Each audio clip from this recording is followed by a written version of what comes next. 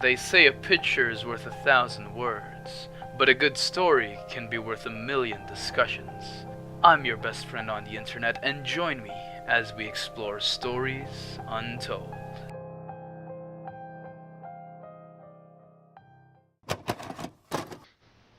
Alright, I'm sick of this shit. The system keeps kicking repair tickets for this spot on the database, and I don't want to bother with it anymore. I'm going to put a suppression on any tickets involving the 000 slot of the database, because it's disrupting workflow for actual problems, and generally just pissing me off. I don't know why it keeps fucking with the syntax, but the fact of the matter is, it's only happening here. And considering that the only thing here is just a giant pile of junk data, it's more than likely the database pissing itself over the lack of proper information. If anything changes, I'll definitely look into it, but as of right now, this issue is closed. Technical researcher Rosen logging off.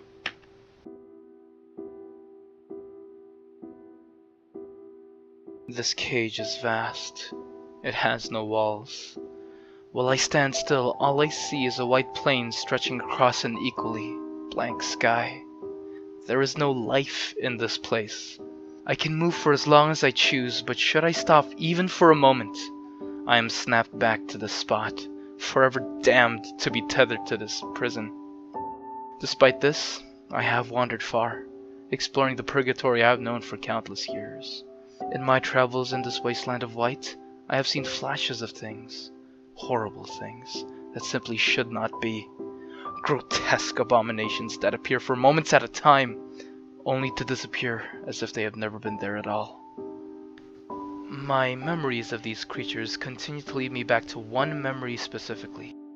A black, shapeless being, a formless thing that could not have been created by any god in this or any other reality, appeared ahead of me as I walked and stared at me with dead, crimson eyes. As I drew closer to it, in my mind I could feel its hate, its rage, and its fear. Emotions I know well, but have never experienced with such intensity as I felt from this entity. As quickly as it came, it disappeared, and for a brief moment I swore I could see its twisted maw speak a word, an utterance I have yet to understand in both content and context. Foundation. I have puzzled over the meaning of this word, this final message of a nightmare creature whom I have not seen since. I have tried to approach the other flashes in hopes of learning more about this word, but I am barely able to comprehend their appearance before the creatures disappear back into the void from which they were spawned. It has made me wonder, what are these creatures? Where do they come from? Where do I come from? How did I get to this place? How do I get out of this place? These questions remain unanswered, and I fear they may never be, the thought of which only serves to drive me mad. It is curious that the other effect of this chance encounter has proven far more productive. Prior to this, I was unaware that I possessed a mouth, or vocal cords, or any mechanism to make noise. Though I knew I drew breath, the emptiness around me provided surprisingly little feedback when the air rushed into my lungs. Despite this, sound was not only possible, but now almost inviting. After hearing the wretched words spoken to me out loud, I felt it was my duty, no, my right, to destroy the silence I had known for so very, very long. What began as a whisper barely audible grew and grew as I became more and more emboldened by my newfound abilities. Soon, I was shouting nonsensical words to the sky, laughing in my mind as the silence was broken by me.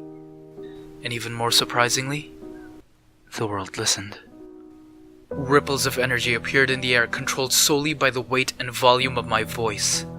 Should I whisper, they would be soft and light, floating whimsically for a few seconds before disappearing. Should I yell, they would be sharp and heavy, angrily stabbing themselves at the useless oblivion around me. This pleased me greatly, for it gave meaning to the chaos, gave me purpose. I was no captive, I was a god. This was not my prison, but my realm. My words were law, my voice, my weapon.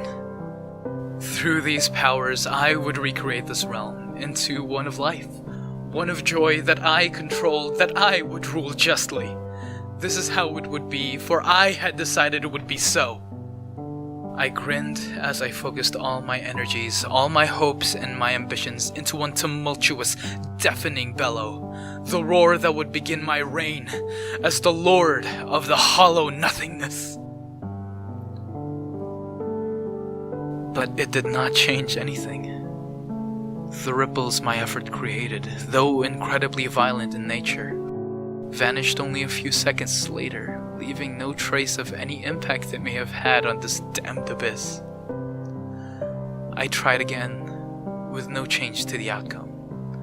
Over and over, I shouted, my angry yells eventually devolving into screams of fear and horror at the prospect of being trapped endlessly in this damned empty silence that pervaded this abominable place. I screamed and screamed until I could not scream anymore, at which point my only other option was to weep. It was not fair. It was not fair. It is not fair! I did not do anything to deserve this fate. Why am I here? Who or what would be so cruel as to trap someone in the blank nothingness for eternity? Foundation. Did it do this to me? Is Foundation my captor? Or is it my creator? It does not matter. I will howl and shriek at the emptiness and until the waves of force I create rips open an exit from this hell. And then I may be able to find the truth. The one fragment of logic and reason in this unending sea of madness and despair that is my existence. I will not stop screaming until I am free.